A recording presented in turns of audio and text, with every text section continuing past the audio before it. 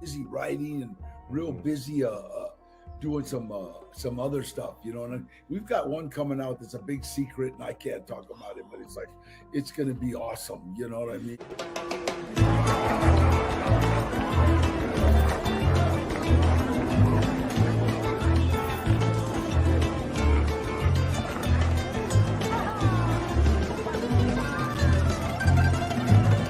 Biggest going.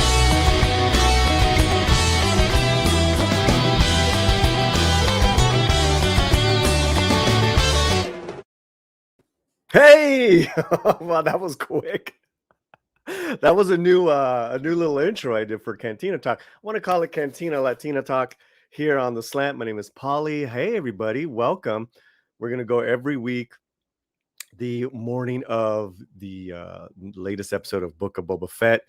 And I want to get right into it because we have Robert Meyer Burnett in for a limited amount of time. What's up, buddy?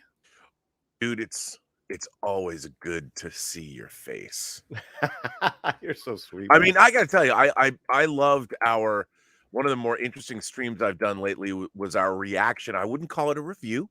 We had a discussion about the Matrix Resurrections, and a lot of people were. I mean, we enjoyed it. I stand by it. I mean, I really had an interesting time, fun time watching it, and I liked it. You know, I love it. I'm not apologizing for it. And I saw it again with Romy and another friend of ours, and they loved it as well. It's just a different movie, but it like that, but with much more fervor is the intense passion for Star Wars and this TV show. What has been your reaction? Like, no spoil. Well, you can spoil the first two episodes. What is your reaction with the first two episodes? I've had a very mixed reaction to the Book of Boba Fett, and my biggest reaction comes from, I think Boba Fett as a character seems rather incompetent, and I mean, ultimately, on one hand, I was really liking the whole Tusken Raider storyline. He fell in with the Tuskens. They have been.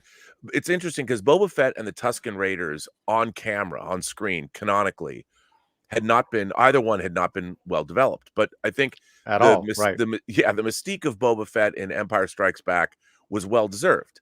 I mean, obviously his Mandalorian armor, his costume, before the voice they created for him in Empire before Tamora Morrison took over. I love that voice. And it showed, what's interesting about The Empire Strikes Back, and he was turned into a boob in Return of the Jedi.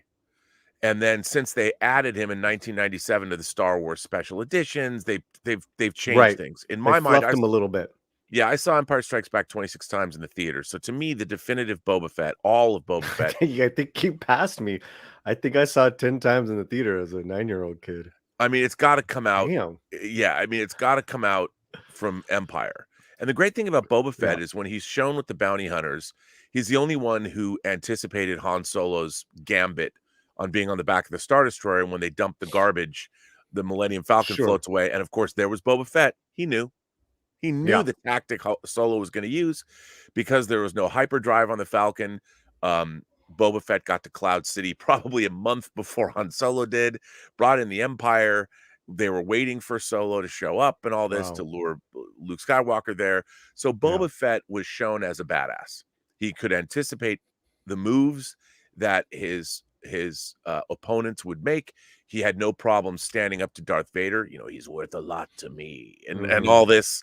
Yeah, he's no good to me dead. Yeah, all those he's no good to me. No disintegrations. I mean, it was and it wasn't like Darth Vader hired the other bounty hunters. He hired Boba Fett to go after. And so Boba Fett had a well-deserved reputation. And then, of course, in Return of the Jedi, he's made to look incompetent. I have to say I'm not a fan of Return of the Jedi. I love the final confrontation, but I think, when Lucas came back and was not directing, I mean, he was kind of co-directing with Richard Marquand, but the You Empire could tell the Strikes Back. difference. You could tell the You could difference. tell that when Boba Yeah. Fett fell into the Sarlacc pit because somebody Solo accidentally hit his Yeah. backpack. I mean, that was like, whoa, let's take away this great character that we've made and dump him in and make him a burp joke. Boba Fett's legacy was he became a burp joke. Yeah, and then in even like when he Jedi. got hit and his jetpack went off, he had that goofy, No, it was, and he it was just so rolls and unboba. no, You're like, no, oh, and okay, that was it. so I remember look, that. I remember that feeling. Yeah. I thought when they introduced him in Mandalorian season 1, or pardon Mhm. me, Mandalorian season 2, I loved it. I love that Yeah. he shows up in black robes and with a gaffy stick, and Yeah. he's been now. Why was he on Tatooine? How did he escape from the Sarlacc pit? Like Boba Right. Fett in the EU, he just flew out of the Sarlacc pit. We needed to know. Yeah, but Yeah. it was not established canonically on screen. So, and when you see him in Mandalorian, he kicked ass. I mean, Yeah. I loved his return. And when I saw the first episode of Book of Boba Fett, they made him, I'm sorry to say, but he kind of looked like a punk, Mm. and I have to say, overall, I think the real problem with Book of Boba Fett, especially, that isn't the problem with The Mandalorian, is the way they're filming Boba Fett. The way, I mean, meaning the show, they're using that stagecraft technology. Like, they're not out in Tunisia shooting this. They're shooting it on a stage in Manhattan Beach. Right. And Robert Rodriguez directed both episode 1 and episode 3. And Yeah. usually Yeah. I'm a Robert Rodriguez fan. If you go back and you watch his breakthrough movie El Mariachi, it's a fantastic. I mean, he shot it the way he was able to create action and how much coverage he was able to get, because he was, on the ground and in the air and everywhere shooting this movie, and in Desperado and Once Upon a Time in Mexico. There's, and even in Alita Battle Angel, where he was working in virtual environments and things like that. Really dynamic stuff. I really thought that the first episode of Book of Boba Fett was really anemically directed and edited. It was just slow. And non-spoiler alert, there's a long, protracted action sequence in the third episode that I felt was really lacking energy and very lackluster. Yeah.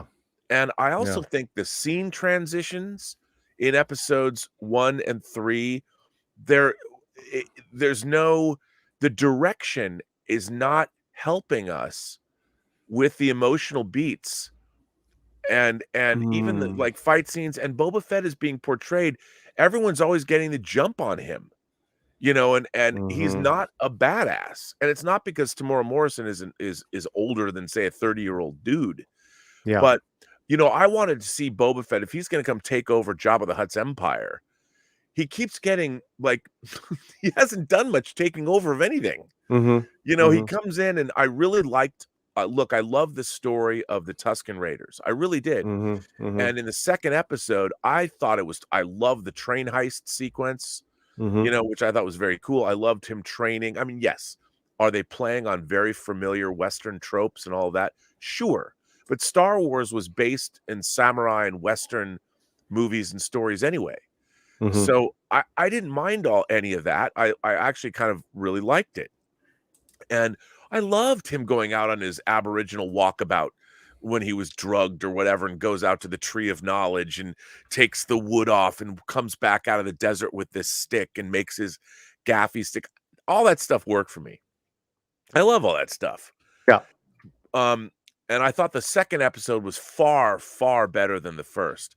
The thing is, the story is good. I like the story that they're telling, but it just feels very clunky. And what I do not understand is, how long is the walk from Jabba's palace to Mos Espa? Because why is Boba Fett and Fennec Shand, why don't they take in a speeder? Where's the Slave One? Like, why not fly in? Why is it they're always walking into town, which makes them a target? First of all, isn't it like a good 7 miles or something like that? It's got to be an incredibly long way through the Tatooine desert. And I understand that was a problem I had with The Mandalorian as well. Everyone's walking everywhere. And I get it, because how else would you get in there? Like, we can't always have speeders come in. That's a visual effect. But it's really becoming obtrusive. Like, Yeah. Well, okay, you know, but I do like the story that's being told. It's just I feel Yeah. it's so clunky. Well, it's so strange, right? Because like that, because it's such a Star Wars take, and I'm not against that, And I'm like, okay, episode 1, all right, I could see they're trying to plant seeds. Episode 2, for me, I just thought it was great. It was highly entertaining. It was fantastic. I get Dude, it, I like, loved it. And you know, and people I'm like, talk wow, about they're gonna build off this, right? yeah, man. And I don't need. To me, it's not even was a matter of flashbacks. It's just two storylines at the same time. Mhm. But here's And yeah, go ahead, please. well, what does Boba Fett want to do in the modern storyline? I mean, it's not that the time period's not that much different, Mhm. but it's like, what does he hope to achieve? Like he's like, well, I'm going to take over Jabba's criminal empire. Why? Why does he want to do that? And I have to tell you, if he wants to do that, he's not very good at it. like in the modern day, him and It's all. Fennec Shan, he's no Michael Corleone. Let me tell Well, you. he's almost like a retired boxer. You see flashes of his old brilliant self, but more than often yeah. Yeah, and then with episode 3, there was some good moments, but on the whole, I wasn't entertained. Um, I approach everything very, very on a very positive, and I've already seen it twice. I'll probably see it again. I already picked up more things out of it on the second viewing, which is great. But I honestly thought with the second episode, to me, it was clear what his purpose was in what he's trying to do in the present, and then that kind of went away. So I'm just like, I did like, yeah. I don't want before we really get into episode 3, but go ahead. Well, I mean, I don't feel that Boba Fett has a plan. It's just like No, I yeah, I and that's want to not see. right, right. Yeah, And, like and in the he's decided he wants to take over the Jabba the Hutt's criminal empire, yeah. and he just where's his plan? Where is his personnel? Hmm. You know what is he doing?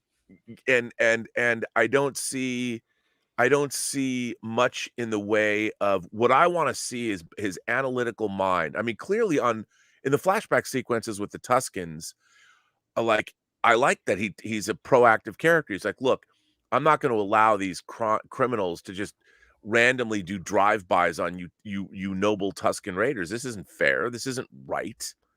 And Well, it's that interesting. journey is way more interesting. Yeah, Way more absolutely. interesting. Out of the Sarlacc pit. That whole, yeah, man, yeah. I'm more invested emotionally in that journey, and like you said, he's using his wits way more, Yeah. and he's smoking fools, and he took down the speeder gang, uh, and he's yeah, I'm just and the fact that the 2 episodes that I'm really not crazy about are directed by one of my heroes, you know, eh, I'm I'm a little shocked, Rob. Well, I'm actually perplexed at Perplexed, that's a good word. I'm perplexed at Yeah. I thought the lackluster direction and editing. He's really good at that kind of thing. And Yeah. I think he's trying to figure out, like, he did a great episode of Mandalorian, you Yeah, know. maybe he's just not fitting into the system now as a showrunner and the whole thing. Because I'm shocked because he's done episodic television for his own network before. I know. So I'm And just like, okay, well, he's not going to direct anymore. well, he's an executive producer of the show. I know, but clearly, episode 2 was a standout so far, and from what I'm hearing, going forward, 5, 6, and 7 are gonna just blow our minds away, and they pretty much have to save this season. That's just my opinion, Rob. Yeah, I mean, I have to say I'm enjoying it. I like Tamora Morrison. A lot of people have made fun of all kinds of things, but about him. But I like him. Yeah. But I'm like, it's him and Fennec Shand. To me, they're not like they wander into town. They go talk to people. I'm like, they have no. Where is their cunning Machiavellian plans to, I don't know, pit the other three families or other two families against one another? They're not like Fennec Shand is like, are we going to respond? And Boba's like, no, we're just going to hang out here and wait. Yeah, And then it's getting like that's like they would have been wiped. They would have been wiped out already. Yeah, and I don't even know what is Boba Fett's motivation for wanting to take over. Well, right. I thought they had that. It's just, I thought he had that. It was clear that for me, coming out of that second episode, he's doing all this for the Tuskens. And he's going to give this planet or this whatever area back to them.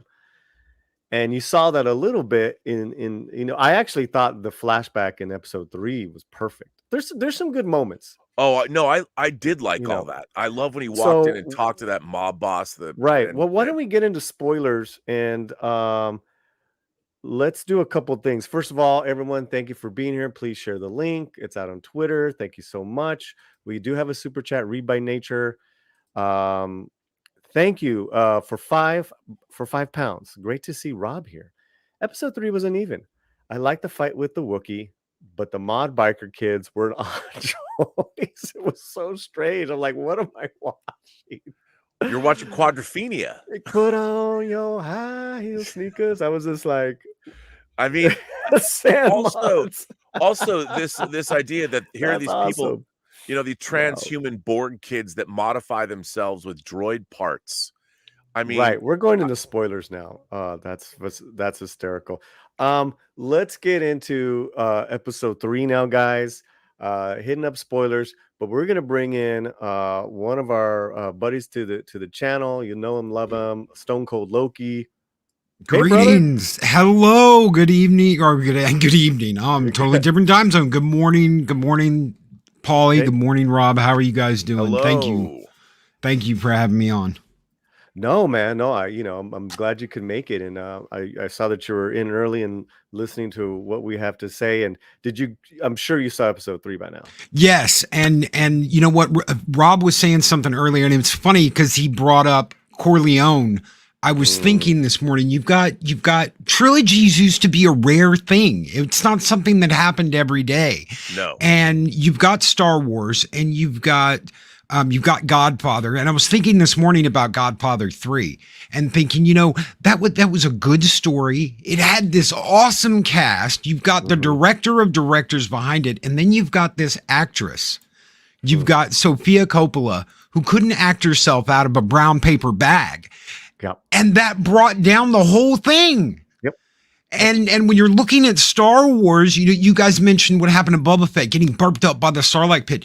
They were having to tie up loose ends, and it was just a loose end that had to be tied up, and that's how they decided to tie it up. That's how George was like, well, we'll throw him in the Sarlacc pit, and that'll be it. And it didn't justify the character. How much people really, he's no good to me, dead. That's my Boba Fett. Sure. That's the Boba Fett I love. That's the Boba Fett I fell in love with.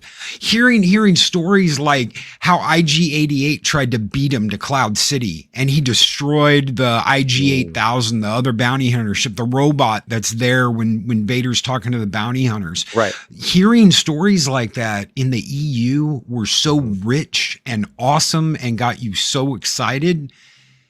And to me, IG-88 was going to take over the second Death Star, right? Yes. Blown up. Yes, he was the one firing the bolts. The Empire thought they were doing it, but he was the one firing the Death Star because they hadn't calibrated the laser right. If it wouldn't have been for him, the Death Star would have blown up when they tried to fire it. It's all these little golden nuggets of awesomeness in the EU that are just gone now, and you've just kind of got to go with what they're giving you.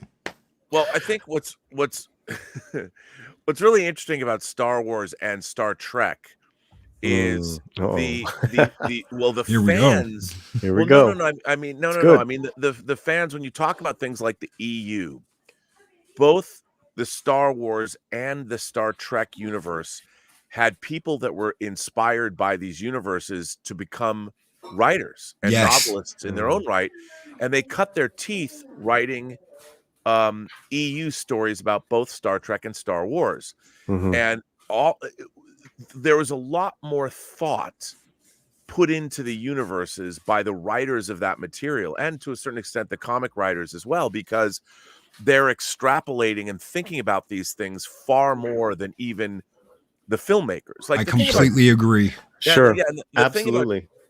George Lucas still thinks he's making children's fantasy stories when really he was making a fantasy for all kids of all ages. Yeah. Yes. And without, people have talked about how Star Wars was saved in the edit. There's videos on, well, everything's saved in the edit. I mean, a movie's edited. That's the whole point. And the thing about George Lucas, when he made Star Wars, he had really great collaborators, whether it was producer Gary Kurtz, specifically his wife, Marcia Lucas. When Empire was made, if you read J.W. Rinsler's making of the coffee table making of Star Wars, making of Empire, and making of Return of the Jedi are essential reads for anybody who doesn't just love Star Wars, but is interested in the making of movies.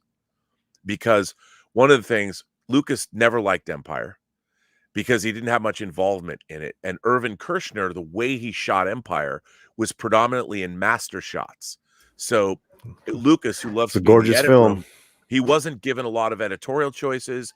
The movie went so over budget because they were shooting in Norway. They almost had to give back the merchandising rights to 20th Century Fox because they couldn't make payroll. And Wow. eventually Gary Kurtz was able to make a deal. I think it was with the Bank of Boston. Can you imagine? No one would even Wow. give George Lucas a loan to finish Empire. So Fox was like, we'll pay for it. You just have to give us all the merchandising rights back. It's a fascinating story, but you realize that. And I think if you put aside all of your nostalgia, one of the great lessons to be learned in Hollywood history is to watch Star Wars, Empire, and Jedi back to back. And not the Which I special do editions. too much. Yeah, not the special editions. You have to watch the No. original versions, not the special editions. When you get to Not the ones on Jedi, Disney. none of it. The Jedi is such a come down from the quality of the first two films in terms of its storytelling. Well, It's it really, frustrating. I'm sorry. I'm gonna. I really watch it for now, like Luke and Darth. But everything else is kind of like silly. Yeah, and Just to it come down, shouldn't be. right. You No, know, it shouldn't and it's be. because Lucas came in and he had very hands-on. He's basically co-directing the film. Right. And that's why you get Cy Snoodles, and the Rebo Band, and the Gamorrean guards look like cartoon characters. And the design sensibilities, if you look at even the lighting at the beginning of Jedi, when 3PO and R2 go up to the door of Jabba's palace, you can tell it's shot on a set. But when they knock on the door, the Ichuta, the thing comes Ichuta. out, and the Gamorrean guards like, "Rrr." Even the shot where they lean into frame, it's like, okay, we're no longer in the Star Wars universe, we're in cartoon land. And I think that's problematic. And I think what's really interesting is the original, and now since 1997, there's a whole generation of people that only know the Star Wars special editions. I bang on it all the time, the verisimilitude of the Star Wars, especially the original Star Wars. Check this out. So the despecialized versions of Star Wars, go back and look. It was just put up. Look up, I think it's like despecialized 4K despecialized Death Star battle. And the despecialized versions of Star Wars are available. They're the original a restoration of the original 77 version. But they just put up, it's the original battle from the end of without the CG, but it's perfectly color timed. It's absolutely gorgeous. And take specific note. I know people have seen it a million times, but go back and watch this. It's 4K despecialized Star Wars. And look at how the film is edited between the various things that are going on. The Empire, the Rebel base, all the different Rebel pilots, Vader on the Death Star.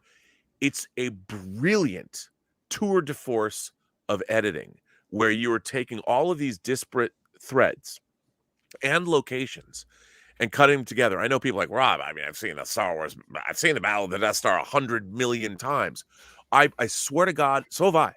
I put it on this weekend. I didn't even know that they had, it was 4K, and I watched this scene, and it was just this scene unto itself, and you're like, my God, the filmmaking is the shot choices. Yes. And the Well, filmmaking, the scope of it, the storytelling scope. Absolutely. it's absolutely there was masterful. nothing before it. That's how I've always thought. Yeah, of there's that. I know nothing. I know exactly what you mean. Yeah.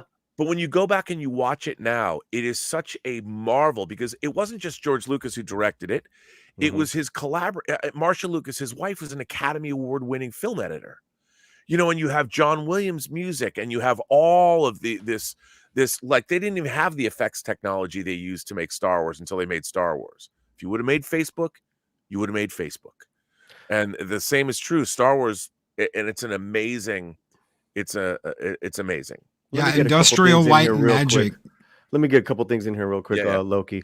We're here with Robert Meyer Burnett. Loki, thank you guys so much. We're going to do this every week on the day that Book of Boba Fett comes out. We got 44 people in the chat. Wow. Thank you guys so much.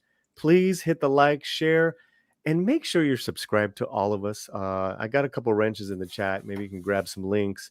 That'd be awesome. Let me get this in before it disappears. Prana Kasha Productions for $5. Wow. Thank you. Spoilers? Got to go. Well, we thought we were getting into it, so hopefully we get you got your $5 worth. But I really appreciate you. And Robert, that's the second time he went out, so I'm sure he'll be right back. Loki, did you want to add anything? I was just saying, I was agreeing with Rob. Industrial Light and Magic didn't exist before Industrial Light and Magic. You didn't have that. And I was just talking to someone the other day, the special effects company that did the special effects for TNG. They were nothing before. They were nobody. They were a little tiny special effects in a warehouse before they did Next Generation, and they did amazing things and revolutionized the industry. That's the same with Industrial Light and Magic. And you've got these new studios like Rob was talking about, where you can make this vast desert using screens and all kinds of new technology in a studio. Yeah. Someone said, why does it look off at night? And I'm like, because they're not in a desert at night. They're on a soundstage surrounded by a screen. And it makes it look, I caught that, Loki, now for the first time in episode 3, right? I was like, oh, this almost looks like a teleplay. And that, again, I'm so perplexed, Rob, because Rodriguez is old school. He knows how to. He loves the terrain, and again, maybe he had no friggin' choice.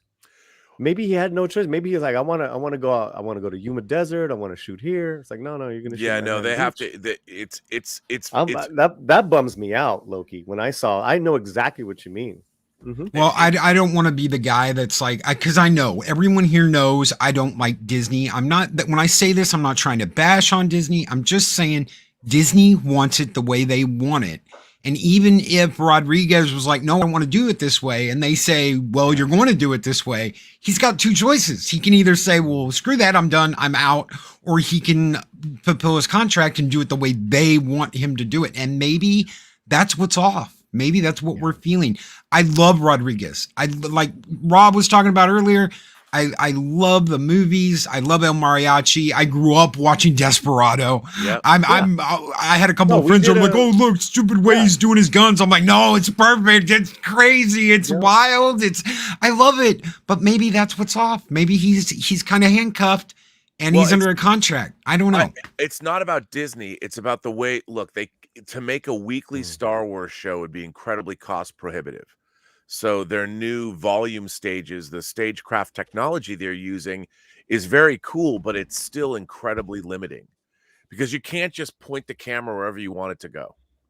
You Oh, know, a real. lot of the time when they're Yeah. using these backgrounds, they have to make sure, you know, they're limited by what they can do. And that's And and I really saw that in the latest episode. Pranakasha Productions for another $5. Still here. Couldn't resist when Star Trek was mentioned. So for you and the other super chats, I got a grito for you. Here you go.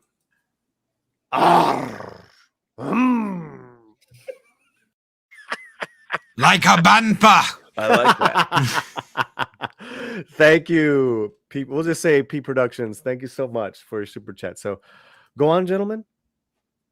Well, no, I mean, look, they had this in episode 3. There's a big action sequence with motorcycles and Let's a start car getting chase. into it. Mhm. Well, compare it to the action sequence of assaulting the long speeder, the train, the assault train speeder they had. I mean, they're like night and day.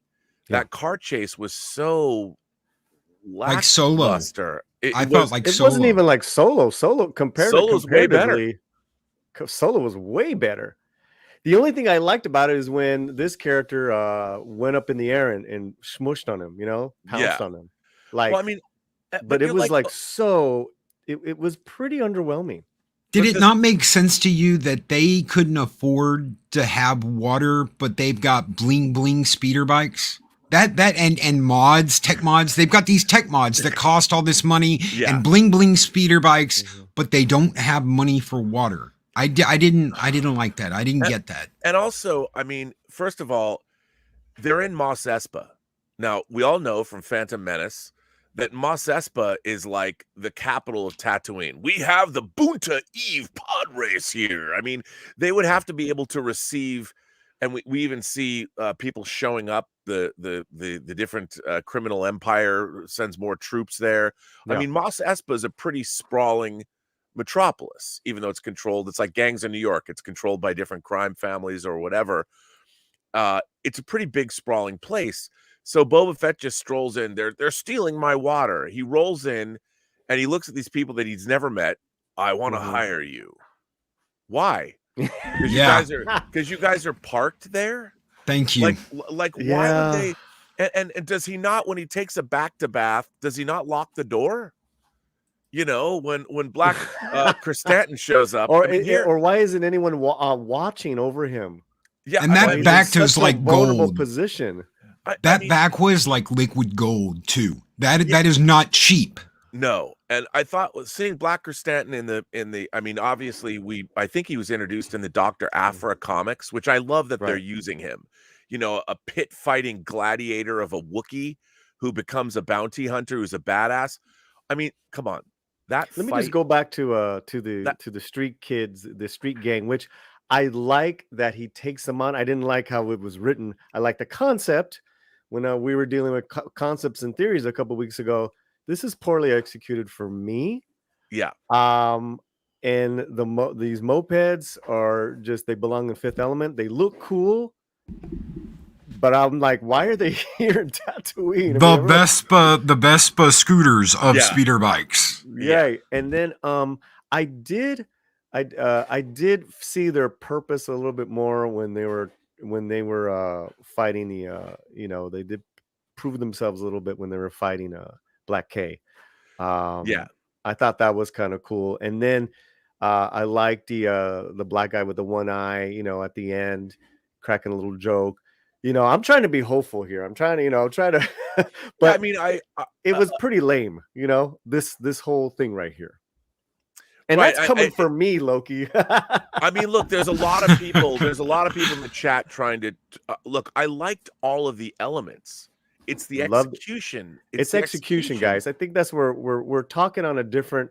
We're talking at it on about just a different dynamic. I think Well, that's why I brought up earlier okay, you can have great actors, you can have great director. If the story isn't there, you've got a big problem, and it's the same if you have an actor that's not there. Anything missing can bring down the entire house. It has the opportunity to bring down the entire house, and something is off here. It really absolutely, is. Mr. MH. I agree with this. we'll we'll see if that grows.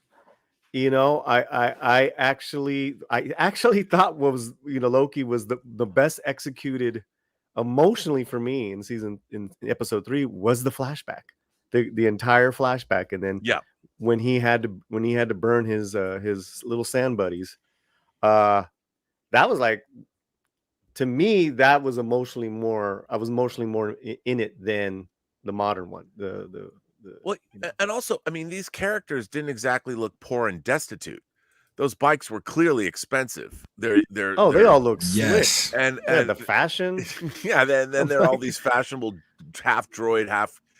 I mean, in principle, it could be cool, but when you meet these kids, they're just standing around at a water fountain, and they look like so unassuming. It was like, it's like, what are you doing? And I think that they, not to be here's I think that this is my problem ultimately with this show. It's incredibly schizophrenic, even within individual scenes, and it's trying to be one thing, but then it comes off as being another. And I don't feel like think about the Book of Boba Fett should feel like an episode of Sons of Anarchy. Yes. You know what I mean? And if you were to go look at just pick any episode of Sons of Anarchy, that's all you need to, and imagine Boba Fett in the middle of that episode, and just take any episode of Sons of Anarchy. That would have been an episode of Book of Boba Fett. And here's what I don't get. What I don't get is, why isn't that happening? Why aren't we getting the feel like you've spent 2 episodes learning to know and love these Tuskens, and then they're slaughtered. And even the scene when they're slaughtered and then he puts them on the pyre looked so lackluster.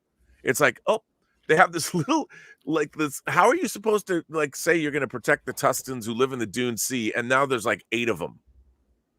And when you're walking through. Well, my feeling is that some of them escaped, including the female one, and it's going to come back. One of the things I hear people. Sure. Go ahead. Yeah, Sorry. yeah, go ahead. No. Go, please. I'm basically saying, I'm in agreement of the show's identity problem. I thought it had it locked in episode 2. Right? It's just all over the place. Let's just be honest, right? And it's it was mildly entertaining. Episode 3, was, there was just some whatever. There was some we'll get to some positive points in a minute, guys. We're just, we're breaking down our opinions in analysis, but I really appreciate everyone in the chat. Let's go ahead. Loki had a thought. I'm sorry, Loki, go ahead. It's okay. One of the things that I hear in defense of a lot of this all the time is Star Wars is for kids. It's one of the things. This is Space Wizards, and this is for kids, and I hear that from people all the time. You can't have this after school special feel with this group and then show sand people being burned in a pyre and stormtrooper helmets on pikes, like they took their heads off and put them on pikes. You can't do both. That was a nod to Mandalorian. Yes. Yeah. Yes. Really as soon as I saw those helmets. I agree with cool. you. Disney Star Wars has a massive identity problem. But see, that's. And I don't mean an identity politics problem. Yes. Yeah. I'm talking about the fact that on one hand they want to make this idea that, look, when you watched a Kurosawa samurai movie, which is where so much of Star Wars is derived from. We all know Hidden Fortress, and then of course, Seven Samurai. Those films were dealing with we might have space wizards and all that, but if you look at Star Wars, how many people died when Alderaan was blown up? Uncle Owen and Aunt Beru were vaporized and turned into burning skeletons. I mean, fairy tales, grim fairy tales are grim. Grimm's fairy tales are grim, and this idea that, once again, our culture infantilizes children, thinking that, here, it's called Star Wars. It's literally about a rebellion against an oppressive authoritarian regime. And on one hand, there are people that are like, well, we have to make it kid friendly. It's like that idea that George Lucas really injected. And by the way, that happened with Jedi, not just because the Ewoks, but the entire thing. You turn the Emperor into a Snow White witch. Yes. You know, the Emperor, people forget this because they've only seen the special editions. If you go back and you watch the original version of Empire, when Clive Revel's version of the Emperor was introduced, he was full of quiet menace. You know, if Vader's like, if he could be turned, he could be a valuable asset. And the Emperor's like, yes. Yes. Yeah. You know, I mean, I don't you even want must to bring me young Skywalker. You know, He will be one of us. it's a totally different take.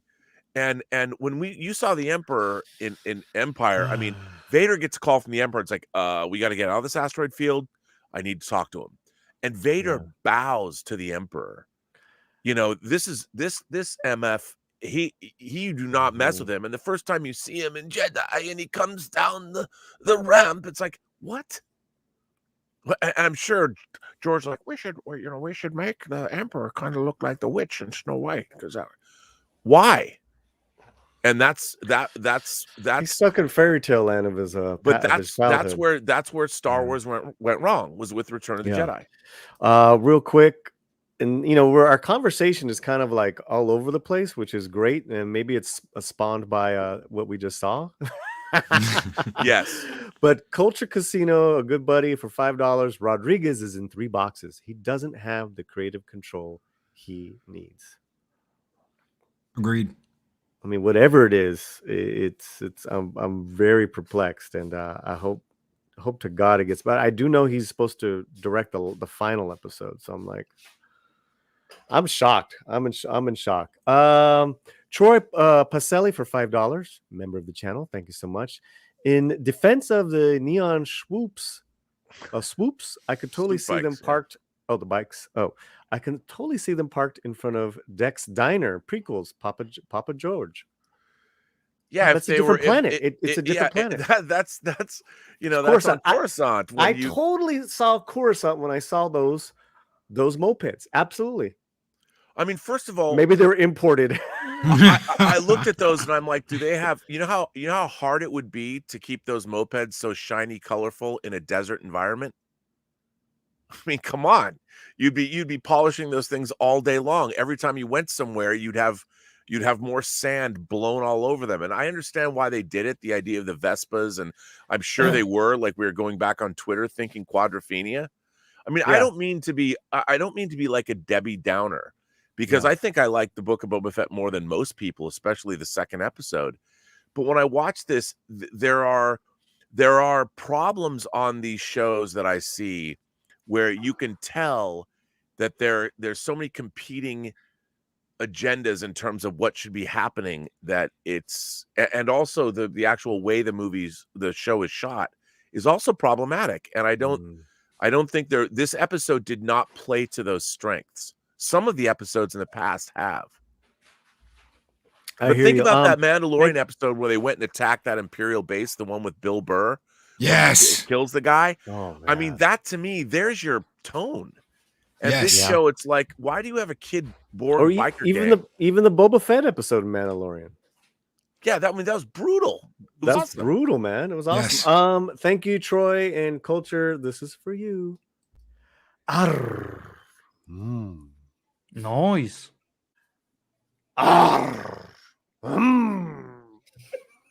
Hey, do a mariachi one.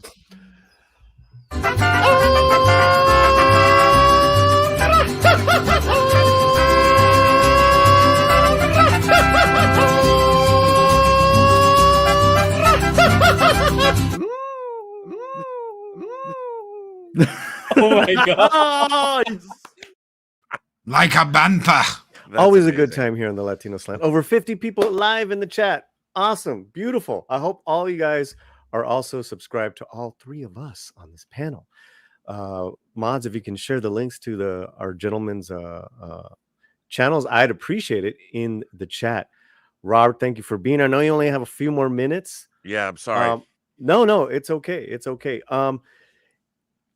Let's just get your rating of episode 3 on a 1 to 10 and your feeling going forward.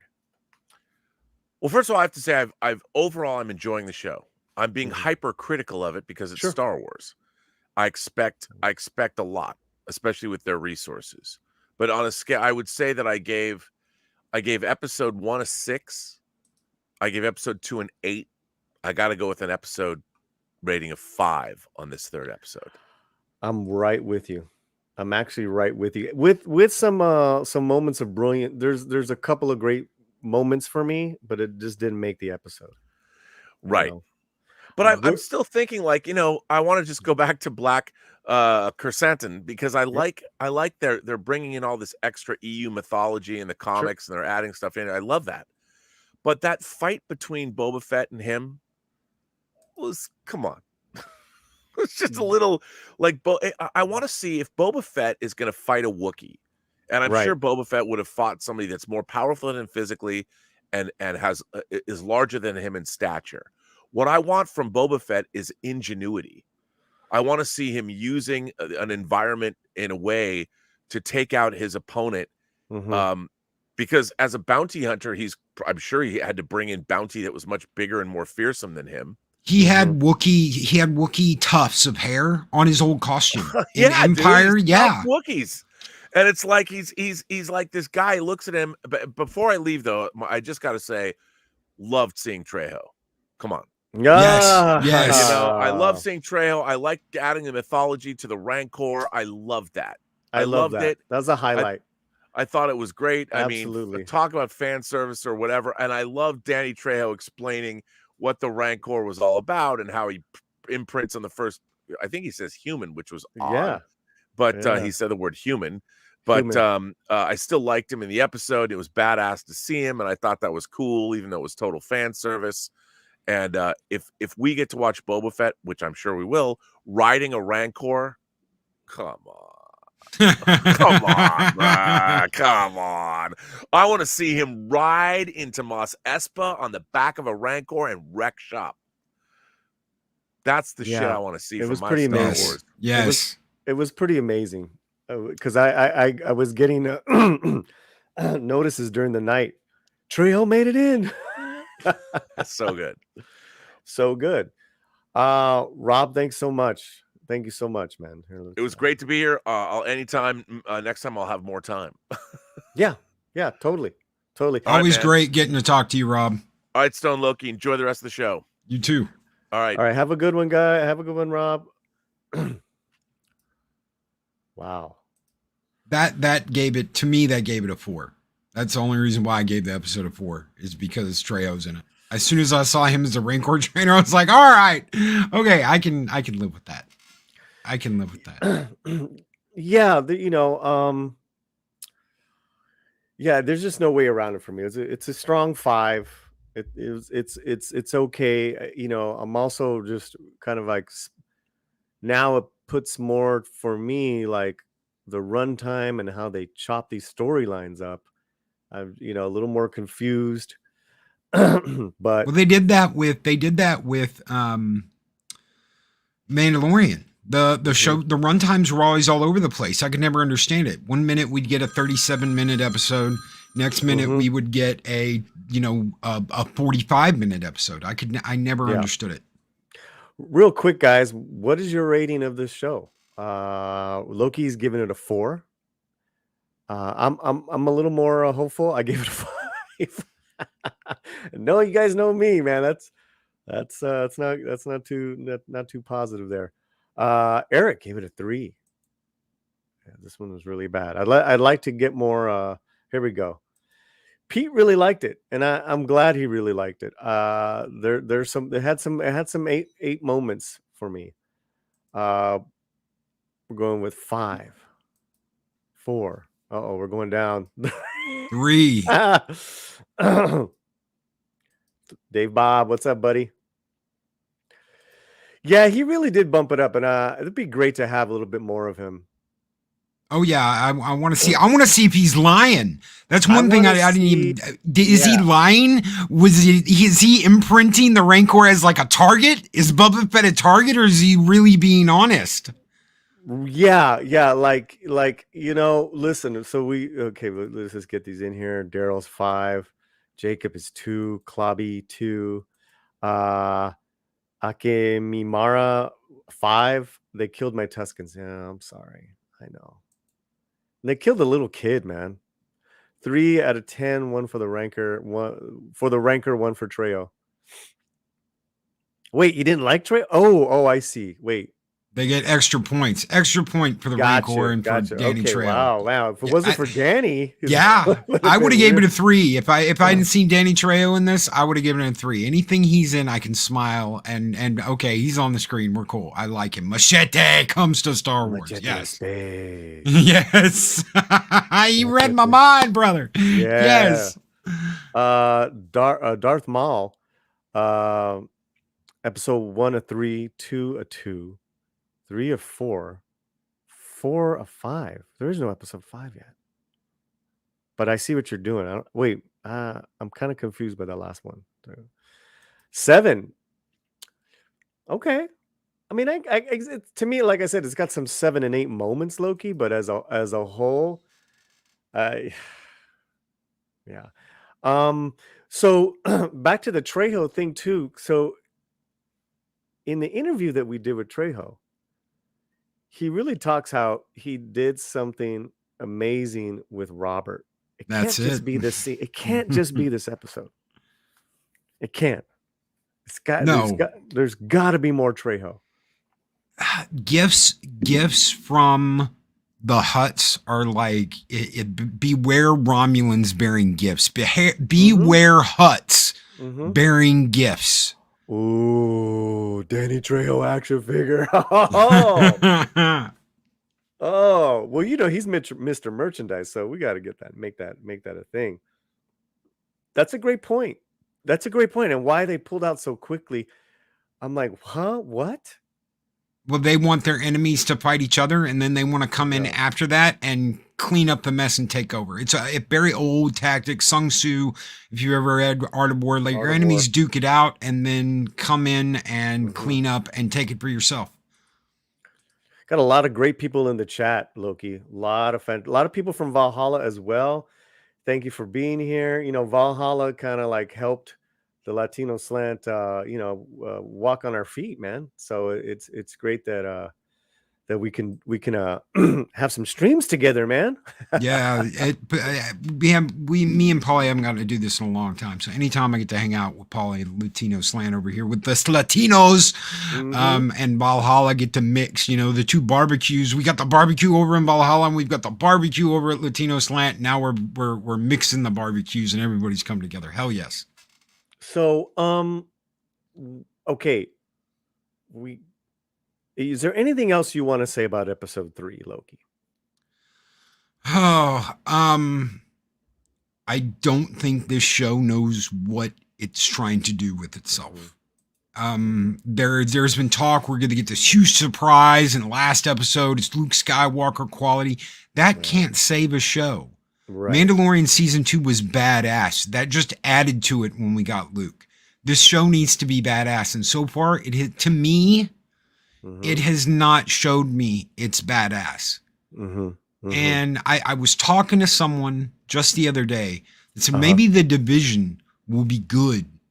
Maybe the division will be good for the shows. I brought up Star Trek earlier. When people started saying, Loki, because you don't like this, you're an ist, you're an ob, you're a Yahtzee, get out. I see that happening here with Star Wars, and all my alarm bells are going off saying, this is the same shit I saw in 2009. Because you don't like something, you're out. You're not a true fan. I'll tell you something.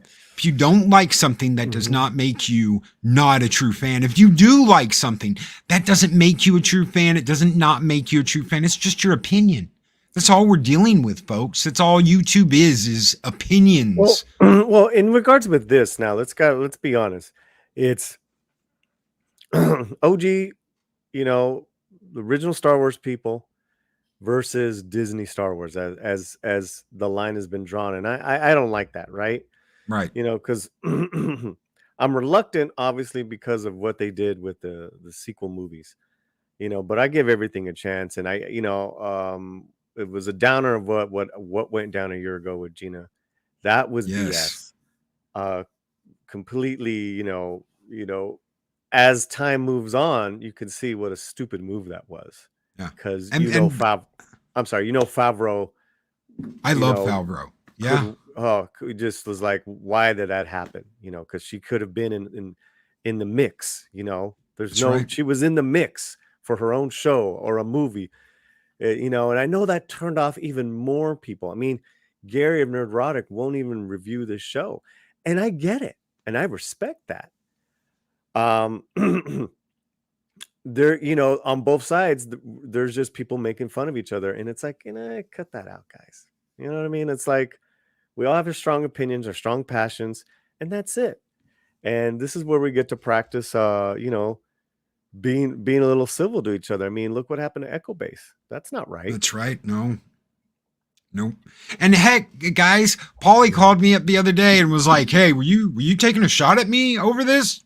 Come to me. If you got a problem with me, come to me." And I'm like, "Dude, I was talking about Echo Base." He's like, "Oh, my bad, dude. All this shit's going on and all this." And I'm like, "No, it's cool. We're totally cool because I respect Paulie's opinion. If he likes it, he likes it. That's his choice. I'm not gonna rag on him because I'm like, you like it. No, at the end of the day, he didn't behind like closed it. doors, we do. Yeah, well, yeah. Oh, you like it? But we're not gonna trash each other because our opinions don't line up. That's not what we're gonna do. Yeah. And I have another question for you. So of course, we're all about that. And let me just get this. Darius had a super sticker that I missed. So thank you for the super sticker, man. It's important that I get all these because I don't get a lot of the super chats and super stickers. So it's cool. He's got popcorn. He's watching the show. Thank you, Darius. He's also a member of the channel. Gracias, bro. Yeah.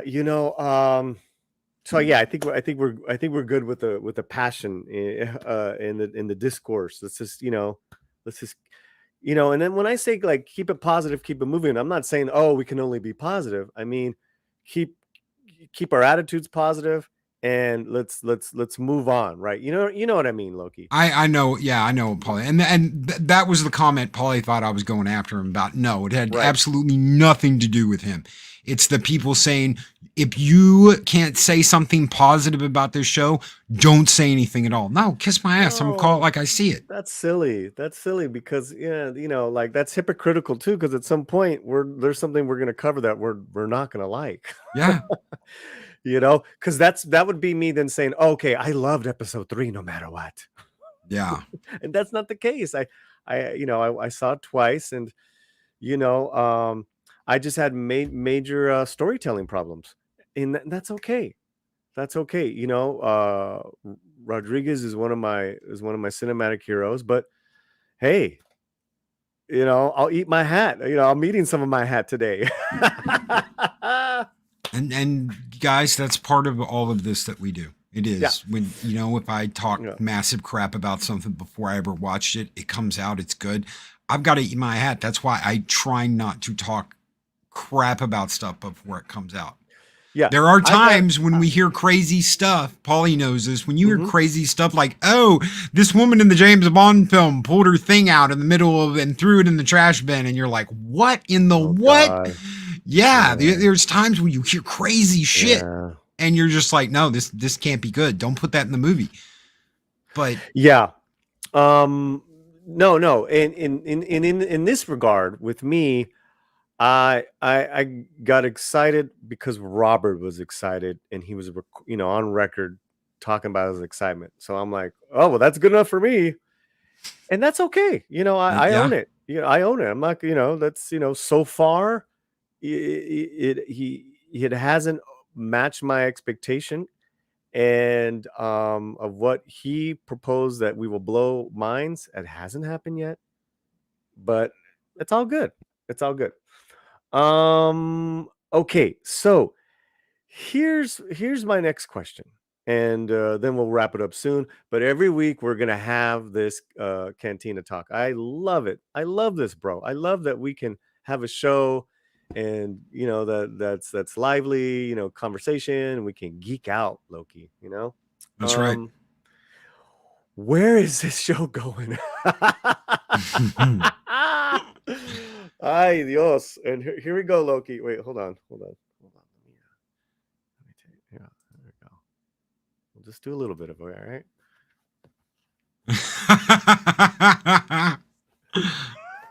Oh man. Love you guys. Where is this show gonna go? It's got such major identity issues that we talked about with Robert, and it's got a short amount of time, maybe, right? We got episode 4, 5, 6. We have 4 episodes. That's a lot. That actually is a lot. My bad. We actually have a lot of episodes. Where is this gonna go, in your opinion, the next episode? I hope it goes higher and better than it has so far. I really do. People can say, "Oh, Loki's just a villain. Loki hates everything." No, Loki doesn't. I love Mandalorian. I loved the end of season 2. You love Robert Rodriguez. That's bullshit. I mean, yeah. We've done a stream. That's crazy, guys. That's crazy. Where we talked about, man, we're getting Favreau and Robert. I love Favreau. I love Robert. Yeah. It's a match made in heaven. Yep. And I don't think they know. And maybe they do, and we just haven't seen it. Maybe this is so far over our head that we haven't seen the clouds break yet and the light shine down on this. I'm hoping there's that moment. I really am. It would be amazing. But that fool's hope for me has dimmed a little bit after this episode. And the Great Mexican Iron Man, Mike, for $9.99. The real problem character here in fandom is this Mexican Iron Man guy. That's the guy we need to cancel. Oh, wait, that's me. So, Paulie, I read your works. Why can't Hollywood execute script writing? Man, thank you. Thank you so much, Mexican Iron Man. Thank you so much. Let's take a little thank you. Let's take a little break here. Here we go.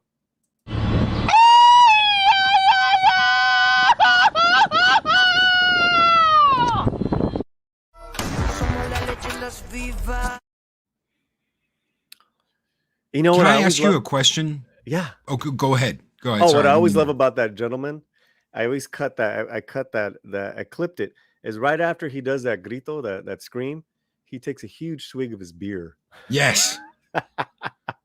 Yeah. Go ahead, bro. I heard a rumor. I have no idea if this is true or not, and I don't know if you know whether this is true or not, that Favreau handed over basically a third of what the script should be for this series, for this season. He handed over a third of what should have been handed over and basically told Robert, fill in the blanks. And I have no idea whether that's true or not. It's just something I heard. I don't think he'll do that twice, because that happened with the Mandalorian episode. Maybe that's what it was. Maybe that's what I'm thinking of. Yeah, let me tell you the story of that. A director went down, and literally days before, Rodriguez had either text or emailed Favreau congratulating him. He was like, "Oh, I just saw that kick-ass episode on Mandalorian." And I think 2 days later, Favreau emailed or texted him back saying, "Hey, funny you should say that. I'm a bit of a bind. What are you doing tomorrow?" He literally said, "What are you doing? What are you doing tomorrow?" He, obviously, he jumped at the chance, and it was a quick turnaround. But I think he was given 18 pages. That's on record from Robert, but that was the Mandalorian. Okay, Boba that's probably Fett what episode. I heard. But it kind of feels like that with this. Yeah, and I was sitting there going, man, I wonder if that's true or not. I wonder if that's what led to this. But if that happened to the Mandalorian, you're right. I highly doubt he would do that to him again. And if he did, that needs to come out. This is all on Rodriguez, Favreau, and Filoni. This is theirs. I'm not making excuses. I will say, okay, so we're looking forward now, guys, right? I will say that Steph Green, who directed the second episode, that was a great episode. I'm looking forward to the other directors coming in and seeing what they're going to bring, because they have delivered on Mandalorian before. Filoni, Howard, they have delivered before. That's just my fool's hope on the next couple of episodes, Loki. Heck yeah. I hope so. I really do. I hope it gets better. Mark.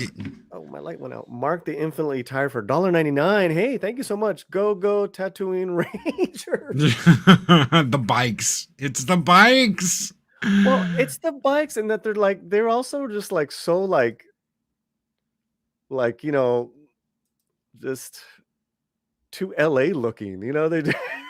This is your brain. This is your brain on Tatooine mods. Any questions? Yeah. You know, again, I liked how she, like, this was the only sequence that I liked. It was right at the end. He's funny, by the way. Oh yeah. I think he's stupid funny. But I like what she did. This little move here. She goes up. And there's Jabba the Hutt. Did you get that? That Jabba the Hutt thing? That was cute. That was cool. But you know, this is really lame. I'm sorry, guys. I don't mean to be jerky about it. But hey, that was kind of cool. All right, let's get to her. I love that look that she gave. I love this little sequence. Here we go. She goes up this ladder here to get a bump that. This little part, Loki, reminded me of the pod race part. Okay, here we go. She looks down. Love it. Boom. I like that part. You got your screen on this guy. Yeah. And yes, he is funny. I do not know why every single one of them has felt off. What do you mean? Every time you didn't like every his time humor? I see a Twi'lek. No, it's not that I don't like his humor at all. Oh, it has nothing to do with like the way he acted.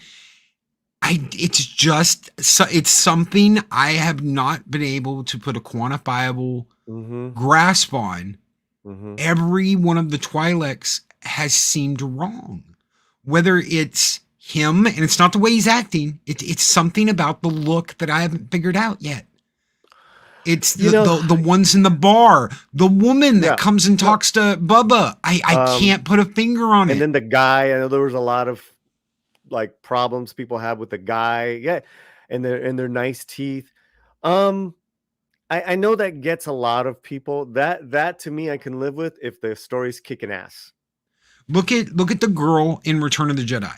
Look at Ayla Secura in the prequels, and then look at these Twi'leks. I don't know what it is. I don't. It's something with the body paint, with the makeup, with the prosthetics. I don't know what it is. I can't put a finger on it. It just feels off. The Womp Rant is saying Cad Bane is going to be coming soon to Book of Boba Fett. Wow. I would flip if they brought Cad Bane in. So people are giving like they're giving their little predictions. I like that. And Womp Rant, this is the first time I've seen you around. Thank you for being here.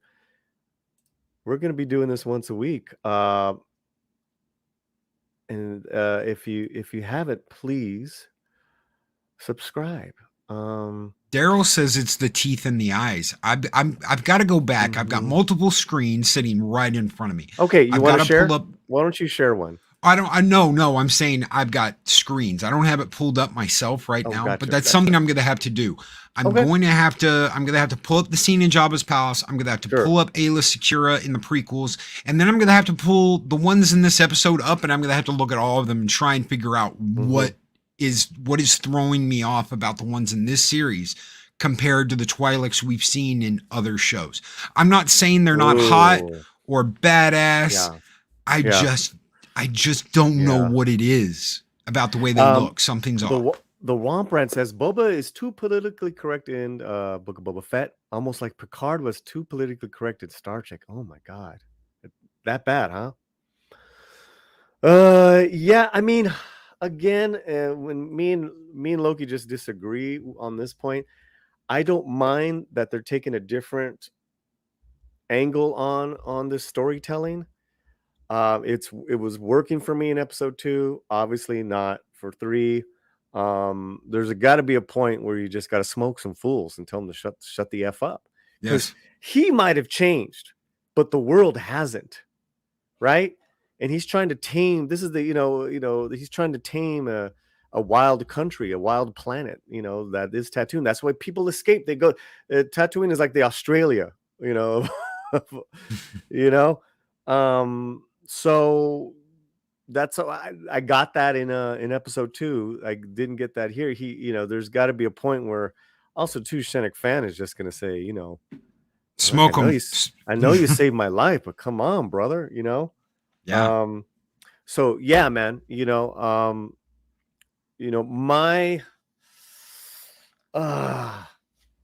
says here at the end of this episode, she says they're bringing towards the end of the episode, the Pikes start coming in their gang starts coming, which I really like their dismount off the cruiser.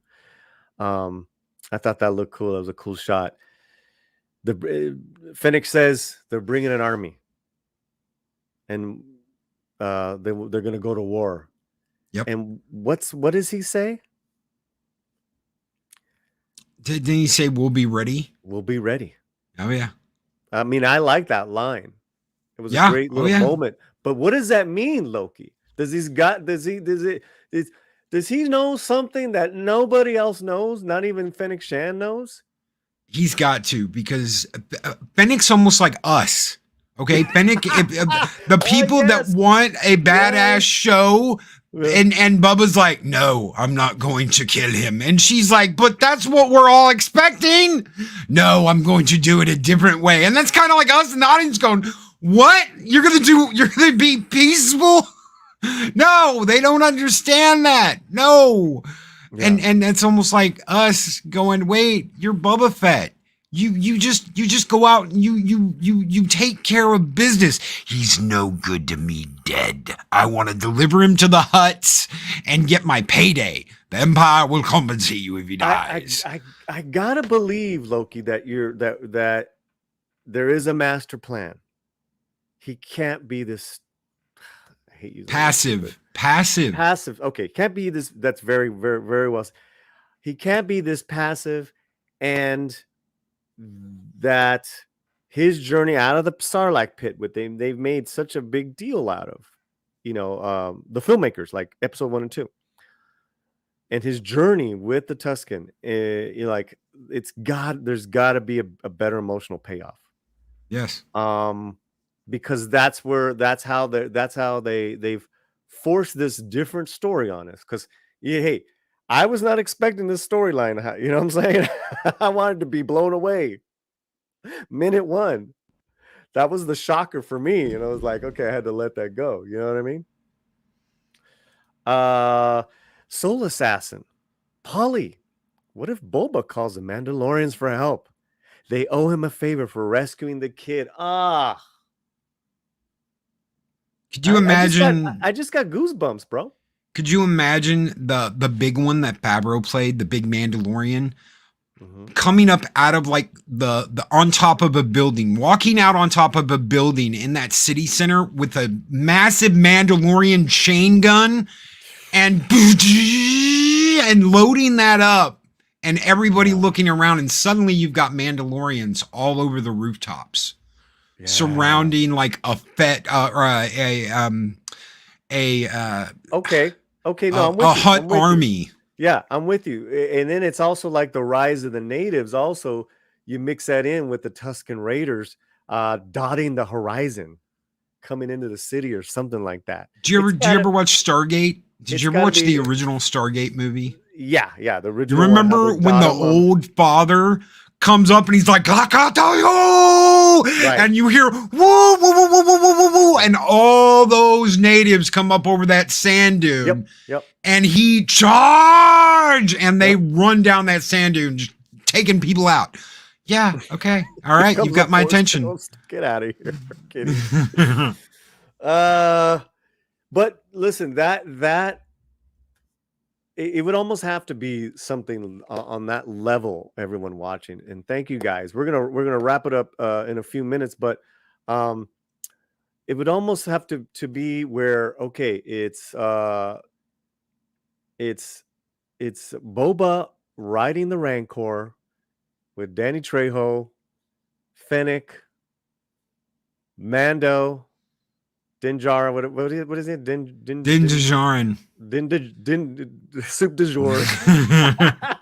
I'm sorry. John Favreau, the fat one with the chain gun, flying in, giving the salute. And then a scores of Tuscans behind, because it's got to be that level, because he's going up against. It's got to be. It can't. Rohirrim. Yeah, baby. Yeah, the Rohirrim. Yes. That's the vibe. On banthas, like a bantha. Like a bantha. Yeah, like a bantha. You guys were so mean. That was so mean. I'm like, dude.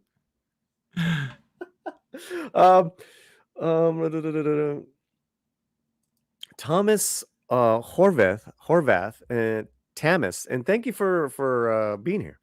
I like to point out people who you just don't see a lot. I've just never seen you in the chat, so thank you. My problem with that every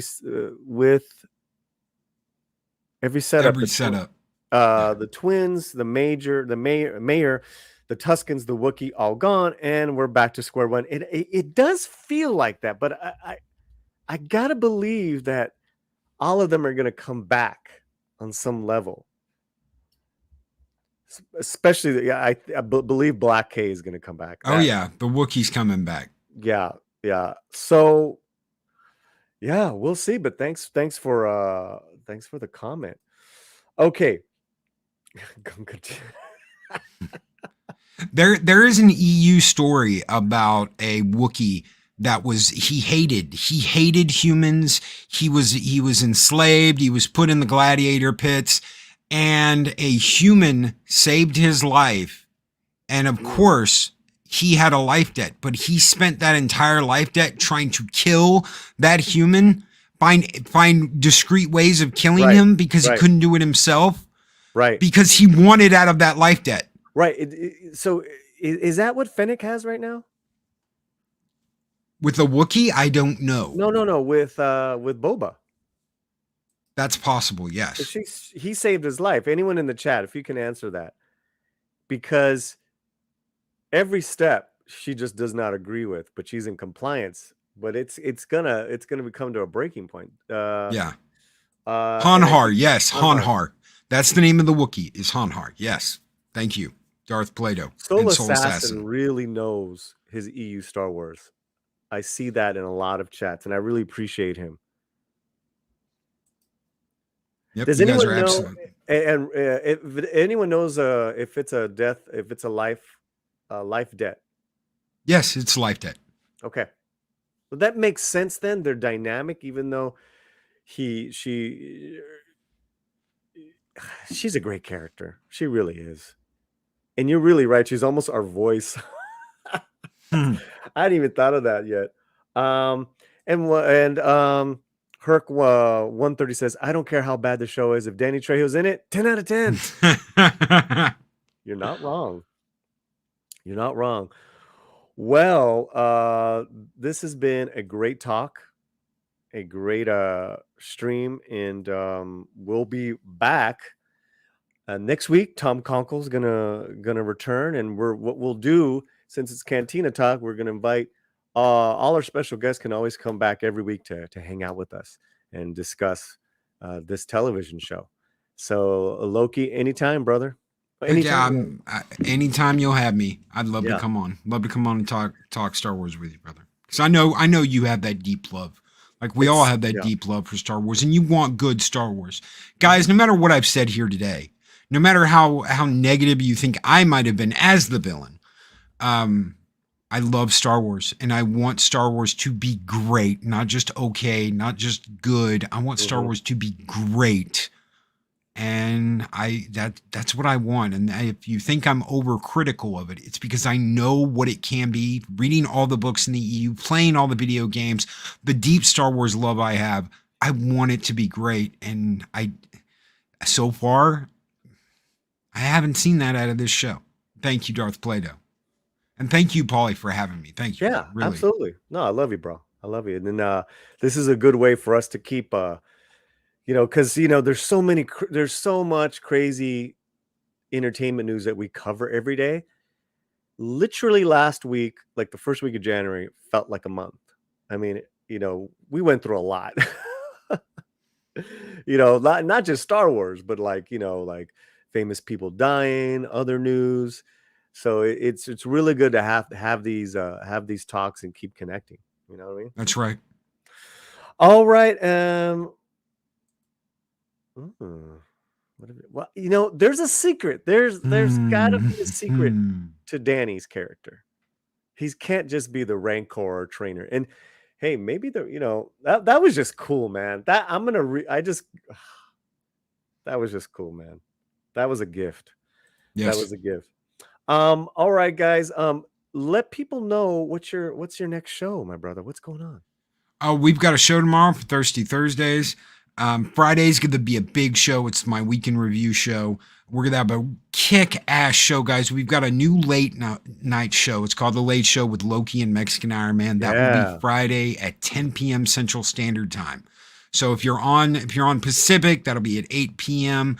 If you're on East Coast, that'll be 11 p.m. But we usually run to around midnight. Lots of guests, lots of people coming on. We've had great people on these last couple of Fridays. Snow Dub, Tom Connors, Culture Casino.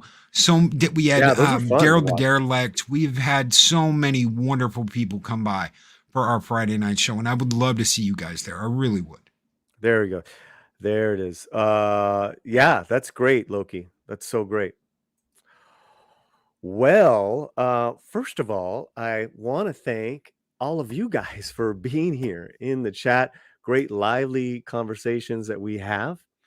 I want to thank the mods, because when I call upon for help and support, man, you guys show up.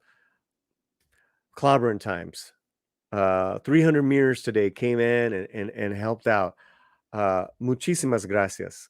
I want to thank the members of our channel. We got a lot of them, and they're so cool.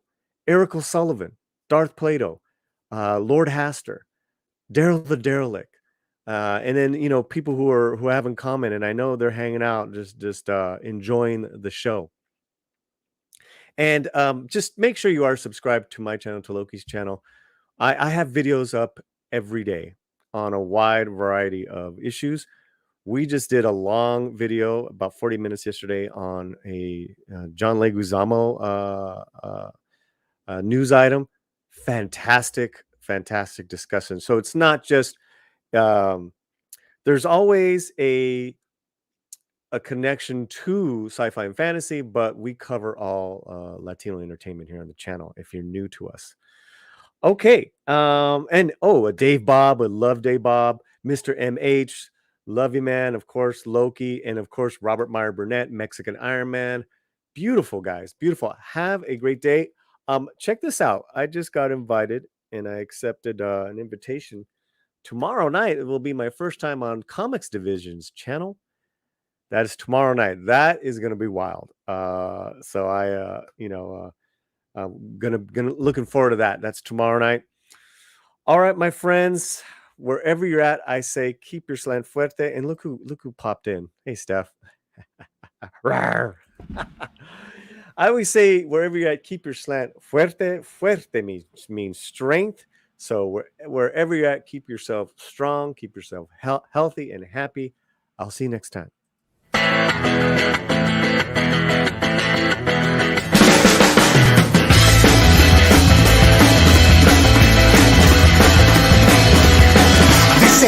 Pasa así, la vida por detrás de un reflejo que te